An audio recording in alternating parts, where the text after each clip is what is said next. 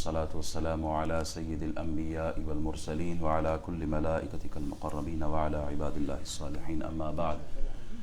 پہلے ایک دو مسائل بیان کروں گا، اس کے بعد انشاءاللہ تفسیر کی طرف آؤں گا۔ ایک سوال کل یہ پوچھا گیا تھا کہ روزہ نہ رکھ سکتا ہو آدمی for some reason تو تراویح پڑھ سکتے ہیں یا نہیں؟ چوہان صاحب یہی سوال تراویح کے متعلق ہی تھا۔ تو اگر روزہ نہیں رکھ سکتے تو تراویح پڑھنا کوئی منع نہیں ہے۔ اعتکاف کے لیے شرط ہے تراویح کا ہونا، روزے کا ہونا، یعنی اگر کوئی آدمی اعتکاف میں بیٹھنا چاہے تو اس کے لیے روزہ شرط ہے۔ کسی کا روزہ ٹوٹ گیا تو اعتکاف بھی ٹوٹ جاتا ہے، کہ اگر کوئی بہن اعتکاف میں بیٹھی ہو اور دوران اعتکاف ایام خاص آ جاتے ہیں تو روزہ اعتکاف ٹوٹ جاتا ہے۔ روزہ ٹوٹ جاتا ہے تو اسی طرح اعتکاف بھی ٹوٹ جاتا ہے۔ اس کے بعد پھر رمضان کے بعد ایک دن کا اعتکاف کرنا ہوگا۔ ایک اور سوال بھائی نے پوچھا کہ وضو کے دوران بعض ساتھی جو ہیں وہ غرغرہ کرتے ہیں، یعنی پانی منہ میں لے کے وہ غرغرہ کرتے ہیں، جو کہ بہت ہی خطرناک روزے کے لیے۔ اگر آپ پر کسی جوان پر دوران روزہ احتلام ہو جائے تو اس کے لیے بھی یہی شرط ہے کہ وہ غرغرہ نہ کرے، کیونکہ اس سے ممکن ہے روزہ ٹوٹ جائے گا، تو پھر وہ صرف کلی کرے۔ اگر آپ کا روزہ ہے تو پھر صرف کلی کرے۔ ناک میں پانی چڑھاتے ہوئے بھی بہت احتیاط کرنا ہے کہ کہیں دماغ تک پانی نہ چڑھ جائے۔ تو جہاں سے روزے کے ٹوٹنے کا خطرہ ہے وہاں احتیاط ضروری ہے۔ اچھا، ایک اور مسئلہ تھا، ہاں وطر کی۔ ایک اور ساتھی نے مسئلہ پوچھا کہ وطر کی نماز باجماعت چونکہ ہم رمضان میں پڑھتے ہیں، تو وضو کے لیے گیا، واپس آیا تو 1 رکعت یا 2 رکعت گزر چکی ہے، تو اب وہ نماز کیسے کمپلیٹ کرے گا؟ کتنی بار دعائے قنوت پڑھنی ہے؟ تو اگر آپ کو تیسری رکعت جماعت میں مل گئی ہے، آپ امام کے ساتھ تیسری رکعت میں شامل ہو چکے تھے، تیسری رکعت میں ہی ہم دعائے قنوت پڑھتے ہیں نا۔ وطر میں آخری رکعت میں ہم کیا کرتے ہیں؟ دعائے قنوت پڑھتے ہیں تکبیر لگا کے۔ تو آپ کو وہ رکعت مل گئی ہے، اب آپ جب امام سلام پھیر لے گا تو جو رکعتیں آپ کی رہ گئی ہیں آپ ان کو کمپلیٹ کریں۔ تو آپ کی کتنی رکعتیں رہ گئی تھی؟ اگر 1 رکعت رہ گئی ہے تو آپ وہ 1 رکعت پوری کریں۔ اور کون سی رکعت رہ گئی تھی؟ پہلی رہ گئی تھی تو آپ پہلی رکعت پڑھیں۔ 2 رکعتیں رہ گئی ہوں تو پھر آپ کو بعد میں 2 رکعتیں پڑھیں۔ اگر تینوں رکعتیں نکل گئی ہیں، آپ آ کے رکوع کے بعد شامل ہوئے، سجدے میں شامل ہو گئے، تو جیسے ہی امام سلام پھیر دے تو آپ اسی طرح پڑھیں جیسے آپ 3 رکعت وطر پڑھتے ہیں۔ امید کرتا ہوں یہ مسئلہ سمجھ آ گیا ہوگا۔ سورۃ الفاتحہ ہم نے تفسیر شروع کی ہے اور ابھی تک ہم پہلے ہی آیت میں ہیں، اور غالباً یہ کوئی تیسرا پارٹ چل رہا ہے یا چوتھا ہے۔ الحمدللہ رب العالمین، تمام تعریفیں خوبیاں کس کے لیے ہیں؟ اللہ کی ذات کے لیے ہیں، جو کہ رب العالمین ہے، رب العالمین ہے۔ اللہ رب العالمین تمام جہانوں کا پالنے والا ہے۔ عالمین جمع ہے عالم کی، اور عالم جو ہے یہ علم سے ہے۔ علم کہتے ہیں نشانی کو، یعنی دنیا میں جو بھی چیز ہے وہ بنانے والے کا پتہ بتا رہی ہے۔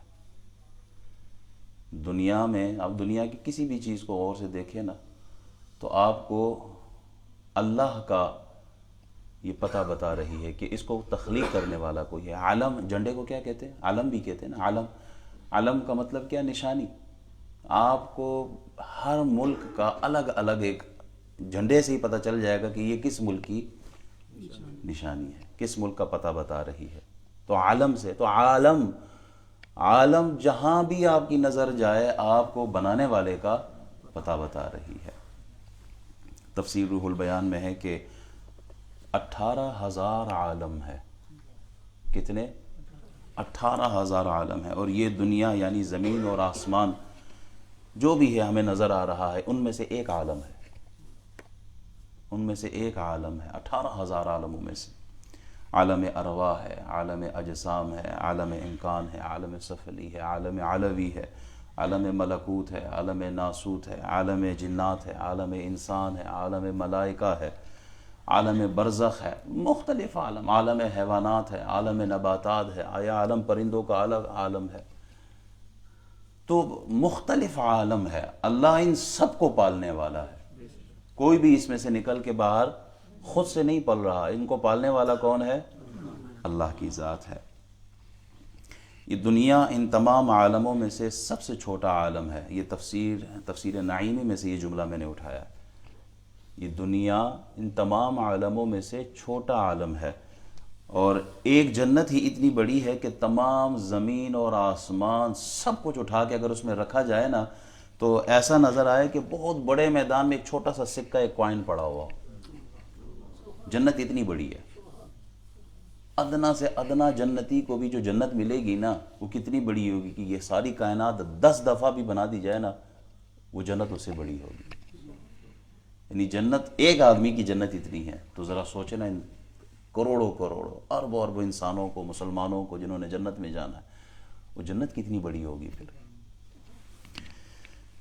جہنم کی گہرائی کا اندازہ لگائیں نا کہ اگر ایک پتھر کو اس کے کنارے سے پھینکا جائے جہنم میں، 70 سال کے بعد جا کے وہ نیچے تہہ میں پہنچے گی۔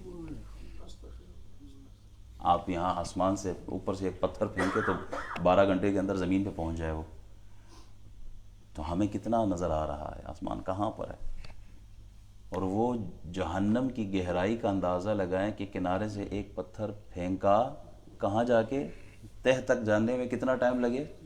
70 سال لگے۔ اللہ اکبر۔ ایک سوال ہوتا ہے کہ اگر اللہ رب العالمین ہے تو اس کا کام پرورش کرنا ہے، یہ تکلیفیں کیوں دیتا ہے؟ جو پالنے والا تھا وہ تو تکلیفوں سے بچانا چاہیے، اللہ تکلیف میں ڈالتا ہے، کسی کو بیماری دے دی، کسی کو غربت دے دی، آزمائش دے دی ہے، تو ایک طرف آپ کلیم کرتے ہو کہ اللہ تعالیٰ رب العالمین ہے، اور دوسری طرف اتنی مصیبتیں بندے پر آتی ہیں، تو یہ کانٹرڈکشن نہیں آ رہا؟ علماء بہت خوبصورت جواب دیتے ہیں، وہ کہتے ہیں دیکھیں اس میں ہزاروں حکمتیں ہیں میرے رب کی۔ اللہ کریم جب کسی بندے پر آزمائش بھیجتا ہے نا، تکلیف بھیجتا ہے، تو اللہ اس تکلیف کے بدلے بندے کے گناہوں کا کفارہ کر دیتا ہے۔ تکلیف آئی، بندے کے گناہ اللہ نے معاف کر دیے، کیونکہ اگر گناہوں کا بوجھ لے کے دنیا سے جائے گا تو اس کی آخرت کہاں ہوگی؟ سب سمجھدار ہیں۔ تو اللہ تعالیٰ اس کے گناہ معاف کروانا چاہتا ہے۔ یہ حدیثوں میں، یہ کل بھی ہم نے غالباً پڑھا کہ اگر مومن کے پاؤں میں کانٹا بھی چبھ جائے نا اللہ گناہ معاف کر دیتا ہے اس تکلیف کے بدلے۔ دوسری حکمت یہ کہ اللہ تعالیٰ جب بندے کو آزمائش میں ڈالتا ہے نا اور بندہ صبر کر لیتا ہے، اس صبر کرنے پر اللہ اس کے درجات بلند کر دیتا ہے۔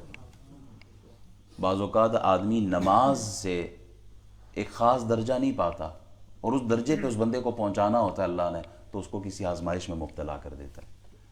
تو اگر کسی کی زندگی میں کوئی تکلیف ہے، آزمائش ہے، امتحان ہے، مایوس نہ ہو سکتا ہے اللہ نے اس کے درجے بلند کرنے ہو سکتا ہے اللہ تعالیٰ اس کے گناہوں کا کفارہ کر رہا ہو، اس کے لیے اللہ نے آخرت میں۔ اب دیکھیں اللہ تعالیٰ جب کسی کا بیٹا لیتا ہے نا، بچے کی ڈیتھ ہوتی ہے، ماں باپ صبر کر لیتے ہیں، اللہ تعالیٰ فرشتوں سے پوچھتا ہے کیا معاملہ تھا ان کا، کہا اللہ انہوں نے صبر کیا، انا للہ و انا الیہ راجعون کہا انہوں نے۔ اللہ فرماتا ہے فرشتوں اس بندے کے لیے، ان والدین کے لیے جنت میں ایک محل بنا اور اس کا نام بیت الحمد رکھو۔ تو اگر آزمائش آئی ہے تو اس کے بدلے میں اللہ نے بہت بڑا انعام بھی تو رکھا ہے، بہت بڑا انعام اللہ تعالیٰ نے رکھا ہے۔ مال، دیکھیں مال کتنی محنت سے ہم کماتے ہیں، اس پر اللہ نے فرمایا زکوٰۃ نکالو۔ اب ہم زکوٰۃ نکالتے ہیں، ویسے تو ذہن میں آتا ہے نا یہ بلا وجہ ہمارا مال خرچ ہو رہا ہے، ہم اپنے پاس کیوں نہ رکھیں، لیکن دوسری طرف دیکھیں کہ اس مال کے خرچ کرنے پر غریب کا گھر چل جاتا ہے، اللہ نے اس کا بہترین اجر آپ کو دینا ہے، لیکن آپ کا مال تو نکل رہا ہے، اس سے غریب کا گھر چل رہا ہے، اس کے چولہا جل رہا ہے، اس کو رزق مل رہا ہے۔ اور جو اللہ تعالیٰ کی رضا کے لیے مال اپنے مال میں سے خرچ کرتا ہے تو اللہ تعالیٰ اس کے مال میں برکت عطا فرماتا ہے۔ دیکھیں پھلدار درخت ہو نا تو اس کی بعض اوقات ہم شاخیں کاٹ دیتے ہیں، کیوں؟ تاکہ یہ اور اچھی سے ہمیں پھل دیں. جو کھیتی باڑی کا کام جانتے ہیں یا درختوں سے جن کو شغل ہے وہ میری بات کو سمجھ رہے ہوں گے کہ آپ جب بہت زیادہ پھل چاہتے ہیں نا تو اس کے ذرا شاخیں کاٹ دیا کریں, پھر دیکھیں اللہ اور مزید اس میں برکت عطا فرماتا ہے. معمولی بیماریاں جو ہوتی ہیں یہ بھی کتابوں میں موجود ہے, بڑی بڑی بیماریوں سے آدمی کو بچا لیتا ہے. دوسرا یہ کہ وہ ایک مثال اور بہت اچھی ہے کہ جب آدمی بیمار ہوتا ہے نا, بچہ بیمار ہے, ماں اس کے ہاتھ پاؤں پکڑ کے زبردستی اس کے منہ میں کڑوی دوائی ڈالتے ہیں, تو بچہ دل ہی دل میں سوچ رہا ہے میرے اوپر ظلم ہو رہا ہے, میرے اوپر سختی ہو رہی ہے, میں تکلیف میں ہوں, لیکن اس کے انجام سے وہ بے خبر ہے. اسے یہ پتہ چلنا چاہیے کہ ماں جو دوائی پلا رہی ہے اس کا انجام صحت ہے, آخر میں اس کو نعمت ہی ملنے والی ہے. بظاہر ہمیں نظر آتا ہے کہ یہ پتہ نہیں میرے اوپر ہی ساری تکلیفیں آ رہی ہیں, ہمیں اپنے انجام کا نہیں پتہ ہوتا.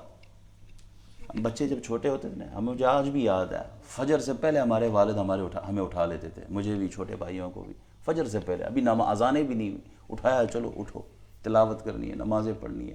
اسی طرح بچہ جب دین سیکھتا ہے یا کوئی بھی تعلیم کوئی ہنر سیکھتا ہے تو ماں باپ اسے جلدی اٹھاتے ہیں, محنت کرواتے ہیں, مشقت کرواتے ہیں. مدرسے کی پابندی الگ ہوتی ہے, استاد کی سختی الگ ہوتی ہے, تو بچہ سمجھتا ہے میرے اوپر زیادتی ہو رہی ہے, لیکن حقیقت میں یہ کہ وہی بچہ آخر میں دیکھتا ہے کہ وہ عالم بن جاتا ہے, مفسر بن جاتا ہے, محدث بن جاتا ہے. وہی بچہ جس پہ محنت ہوئی ہے وہ ڈاکٹر بن جاتا ہے, انجینئر بن جاتا ہے. تو بظاہر ہمیں یہ لگتا ہے کہ نہ جانے اللہ رب العالمین ہے, اللہ تو بہت رحیم بھی ہے, کریم بھی ہے, تو یہ میرے اوپر مشکلات کیوں آ رہی ہے. حقیقت یہ ہے کہ بندہ اس سے خود بے خبر ہوتا ہے, اس کے لیے اللہ تعالیٰ نے بڑے انعام رکھے ہوئے ہوتے ہیں اس کے پیچھے. اللہ رب العالمین ہے تو اللہ دعائیں قبول کیوں نہیں کرتا, یہ بھی سوال ہوتا ہے. بندہ رو رو کے دعائیں مانگ رہا ہوتا ہے, کئی سال سے مانگ رہا ہوتا ہے, لیکن اللہ دعا قبول نہیں کرتا, تو پھر اللہ رب العالمین کیسے ہو گیا. اس کا بھی بہت خوبصورت جواب دیں. کہتے ہیں کہ دیکھیں بعض اوقات آدمی ناسمجھی میں ایسی دعائیں مانگ رہا ہوتا ہے, ایسی چیز طلب کر رہا ہوتا ہے جو بندے کے لیے نقصان دہ ہے, وہ اس سے بے خبر ہے. آدمی کو غیب کا ہمیں تو پتہ نہیں کہ آگے ہمارے ساتھ کیا ہونے والا ہے, اللہ جانتا ہے. اللہ علیم ہے, اللہ خبیر ہے, اللہ سمیع و بصیر ہے. اللہ جانتا ہے کہ یہ جو چیز مانگ رہا ہے اس میں اس کا نقصان ہے, اللہ نہیں دیتا. اور اس کا نہ دینا ظلم نہیں ہے, اس کا نہ دینا فضل ہے, اس کا نہ دینا یہ اس کا کرم ہے. چھوٹا بچہ باپ سے ضد کرتا ہے, مجھے یہ میٹھا دلوا دو, مجھے یہ شوگر دلوا دو, مجھے یہ گیم دلوا دو, مجھے یہ فلانی چیز دلوا دو. باپ کو پتہ ہے اگر یہ میٹھا میں نے اس کو دیا تو یہ اس کی صحت کے لیے خراب ہے, باپ نہیں دیتا. اب بچہ یہ سوچتا ہے میرے اوپر باپ ظلم کر رہا ہے. نہیں, باپ ظلم نہیں کر رہا, باپ اس کے حق میں یہ کام کر رہا. بچہ گیم مانگتا ہے, ایکس باکس مانگتا ہے, فلانا چیز مانگتا ہے, مجھے وہ دلوا دے, ڈیوائس دلوا دے, میں اس پہ کھیلوں گا. باپ نہیں دلواتا, اس کو پتہ ہے اگر میں نے یہ دلوایا تو اس کا ٹائم برباد ہو جائے گا, وقت کا ضیاع ہے. باپ کا نہ دلوانا ظلم نہیں ہے, باپ کا نہ دلوانا عین عدل ہے اور اس کا فضل اور احسان ہے. ہم اللہ سے مانگتے ہیں اللہ یہ دے, اللہ یہ دے, اللہ یہ دے. اگر وہ نہیں دیتا, دعا کے موضوع پہ انشاءاللہ میرا ارادہ ہے جمعے پہ پوری گفتگو کروں گا تو اس کو زیادہ نہیں چھیڑوں گا, لیکن اگر اللہ نہیں دیتا تو اس میں عین اس کی حکمت ہے, احسان ہے. وہ مریض ڈاکٹر کے پاس جائے نا, کہتا ہے مینوں ذرا کڑوی دوائی نہ دی ڈاکٹر صاحب, مینوں ذرا میٹھی دوائی دی. وہ ڈاکٹر پھر بھی کڑوی دوائی دیتا ہے. تو ڈاکٹر ظلم کر رہا ہے؟ نہیں, ڈاکٹر اس کے لیے اچھا کر رہا ہے کہ اس کی صحت بن جائے. اچھا, رب اگر پالنے والا ہے تو وہ موت کیوں دیتا ہے؟ پالنے والا بھی کسی کو مارتا ہے. تو یہ بھی بہت حکمت کی بات ہے. دیکھیں, جو لوگ موت سے گھبراتے ہیں نا, وہ موت کی حقیقت کو نہیں جانتے. موت تو اللہ سے ملاقات کا راستہ ہے.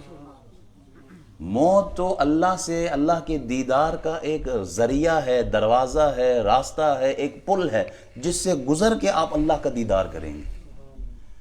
موت وہ راستہ ہے کہ بندہ مومن تڑپتا رہتا ہے, مانگتا نہیں ہے, کیونکہ مانگنے سے منع کیا گیا. موت ہم نہیں مانگتے, ہم مانگتے ہیں ایمان والی موت. اللہ جب بھی آئے موت, ہمیں ایمان والی موت دے. اس لیے کہ جب موت سے ہوتے ہوئے جائیں گے تو قبر میں رسول اللہ کی زیارت ہونی ہے. اللہ موت ہی کے ذریعے موت سے گزریں گے تو اس کے بعد جنت کی نعمتیں موت کے بعد ہے. دنیا میں تو جنت نہیں مل سکتی. تو موت یا قبر میں جاتے ہیں ہم, قبر یا جنت کا باغیچہ ہوتا ہے یا جہنم کا گھڑا ہوتا ہے. تو جنت شروع یہاں سے ہوتی ہے جب موت آ جائے. موت آ جائے تو اس کے بعد وہ فرشتوں کو بھی دیکھنے لگتا ہے, جنت کے فرشتے آتے ہیں. موت آ جائے تو اس کے بعد حور و غلما بھی تو ملتے. حور کب ملنی ہے؟ حور دنیا میں تو نہیں مل سکتی ہیں، ویسے بھی مسکراہٹ سب کے چہرے پہ آ جاتی. حور کب ملے گی؟ جب موت آئے گی. حور و غلما اللہ نے ہمارے لیے رکھے ہیں. کب؟ جب موت سے ہو کے گزریں گے. موت کو سمجھے ہے غافل اختتام زندگی ہے، یہ شام زندگی صبح دوام زندگی ہے. یہ موت آنے کے بعد آدمی پھر کبھی نہیں مرتا، وہ ہمیشہ کی زندگی ہے. پھر تو ساری نعمتیں اللہ کریم نے موت کے بعد رکھی ہے. ایک اور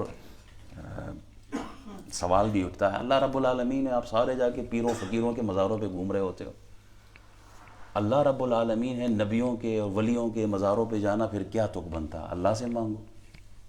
سوال ہے نا، بڑا ویلڈ سوال ہے. دیکھیں، اللہ کے خاص بندوں کے در پر جانا حقیقت میں اللہ سے مانگنا ہے. حقیقت میں اللہ سے مانگنا ہے، کیونکہ یہ اللہ کے خاص بندے جو ہے نا، یہ اس کی صفت ربوبیت کا مظہر ہے. یہ اس کی صفت ربوبیت کا مظہر ہے. جتنے بھی اللہ والے لوگ ہوتے ہیں، اس میں کوئی شک نہیں ہے اللہ رب العالمین ہے، اللہ رازق ہے، اللہ شافی الامراض ہے، وہ شفا دینے والا میرا رب ہے، بیٹا دینے والا میرا رب ہے، صحت دینے والا میرا رب ہے. ساری نعمتیں اللہ کی طرف سے آتی ہیں، لیکن اس نے ان تمام کاموں کے لیے دروازے مقرر کیے. آپ ان دروازوں پر اگر آپ جاتے ہیں اور مانگتے ہیں، حقیقت میں آپ اللہ سے مانگتے ہیں. آدمی جب بیمار ہوتا ہے تو طبیب کے پاس جاتا ہے، حکیم کے پاس جاتا ہے، ڈاکٹر کے پاس جاتا ہے، شفا لینے کے لیے جاتا ہے نا. لیکن کیا شفا ڈاکٹر کے پاس ہے؟ شفا کون دیتا ہے؟ ہمارا عقیدہ ہے، پختہ ایمان ہے، شفا کوئی پیر، کوئی فقیر، کوئی ولی، کوئی ڈاکٹر، کوئی نہیں دیتا. شفا اللہ دینے والا ہے، بیٹا اللہ دینے والا. کوئی پیر فقیر یہ نہیں، یہ ہمارا عقیدہ ہی نہیں ہے. ہمارا عقیدہ ہے جو بھی دیتا ہے اللہ دیتا ہے. اگر ڈاکٹر کے پاس جاتے ہیں تو یہ دروازہ اللہ نے مقرر کیا ہے. یہ حکمت، یہ طب، یہ علم اس ڈاکٹر کو کس نے دی ہے؟ اللہ نے دی ہے. اسی طرح انصاف لینے جاتے ہیں تو آپ حاکم کے دروازے پر جاتے ہیں. ایسے ہی ہے، غریب آدمی کا گھر چلتا ہے، وہ کہاں جاتا ہے؟ مال لینے کے لیے، خوراک لینے کے لیے مالدار کے دروازے پر جاتا ہے. تو یہ جتنے بھی دروازے ہیں یہ سب کے سب اللہ کے صفت ربوبیت کے مظاہر ہیں، اللہ کی طرف سے. اب اگر کوئی اللہ کے ولی کے در پر جاتا ہے، مزار پر جاتا ہے، تو یہ کوئی شرک نہیں، کوئی گناہ نہیں، کوئی بدعت نہیں. یہ اللہ ہی کے نیک اور خاص بندے ہیں جن پر اللہ کا بہت بڑا کرم ہوتا ہے. اس سے انکار کوئی نہیں کر سکتا. ڈاکٹر کے ہاتھ میں اگر شفا ہے تو اللہ کی ذات نے رکھی ہے، لیکن لوگ پھر بھی ڈاکٹر کے پاس جاتے ہیں. کیوں؟ اس لیے کہ اس کے ہاتھ میں شفا رکھنے والی ذات اللہ کی ہے اور دروازہ یہی ہے، جانا یہیں پر ہوگا. ایک غریب آدمی، اس کا گھر کیسے چلے گا؟ وہ بس صحرا میں بیٹھ جائے اور کہتے ہیں میرا رب بڑا کریم ہے، میرا رب دینے والا، پالنے والا، بس بیٹھا رہے ساری زندگی ادھر؟ نہیں، اللہ نے دروازے رکھے. غریب غریب کے پاس نہیں، غریب امیر کے پاس جائے گا، کیونکہ اسے پتہ ہے کہ یہاں سے مجھے رزق مل سکتا ہے، اور وہ جو دروازہ رزق کا ہے وہ اللہ نے بنا کے رکھا ہے. تو اب اگر کوئی یہ کہے کہ جی یہ دیکھو یہ غریب مالدار کے پاس جا رہا ہے تو یہ شرک کر رہا ہے، کہ یہ شرک ہے؟ تصور بھی نہیں ہو سکتا. کوئی شرک نہیں ہے. یہاں ٹکراؤ کا ماحول ہے ہی نہیں. دیکھیں، یہ جو بجلی بنتی ہے نا، بجلی کہاں بن رہی ہے؟ پاور اسٹیشن میں بن رہی ہے. لیکن اس بجلی کا اثر، مظہر، روشنی کہاں نظر آتی ہے؟ یہاں جہاں بلب لگے ہوں. بلب یہاں لگا ہے، اس کا اثر اور اس کی روشنی، اس کا مظہر وہ وہاں ہے جہاں بلب لگا ہو. یہاں تک یہ طاقت کس نے دی ہے؟ پیچھے پاور اسٹیشن میں. اللہ کے ولی کے مزار پر یا اللہ والوں کے پاس اگر آپ جاتے ہیں، کوئی کرامت نظر آتی ہے تو یہ اللہ کی صفت ربوبیت کا مظہر ہے. دینے والا یا وہ کرامت دینے والا وہ اللہ ہے. تو یہاں ٹکراؤ کا ماحول نہیں ہے. اگر اس کی کرامت دیکھنی ہے تو ولی کے مزار پہ جانا ہوگا. اگر پاور سٹیشن کی روشنی دیکھنی ہے تو وہاں جا کے بیٹھو جہاں بلب لگا ہوتا ہے. روشنی وہی نظر آئے گی جہاں بلب ہو، ورنہ اگر آپ سیدھے جا کے ٹرانسفارمر کو ہاتھ ماریں گے تو دن میں تارے ضرور نظر آئیں گے. پھر تو اللہ والے بھی ایسے ہی ہیں. یہ اللہ والے جہاں جہاں اللہ والوں کا در ہے وہاں نور کی، یہ جو روحانیت ہوتی ہے وہاں وہی نظر آتی ہے. اس کی وجہ کیا ہے؟ پاور سٹیشن وہ جو مدینے میں محمد الرسول اللہ کی ذات ہے صلی اللہ علیہ وسلم, وہی سب کو روشنی دینے والے ہیں. اور ان کو روشنی کون دے رہا ہے؟ اللہ سبحانہ و تعالی. تو اللہ رب العالمین ہے, تمام جہانوں کا پالنے والا ہے. آج ادھر ہی رکھتے ہیں اتنا. انشاءاللہ اگلی آیت پر ہم اگلے منڈے گفتگو کریں گے. اللہ تعالی ہمارا بیٹھنا سننا سنانا اپنی بارگاہ میں قبول فرمائے.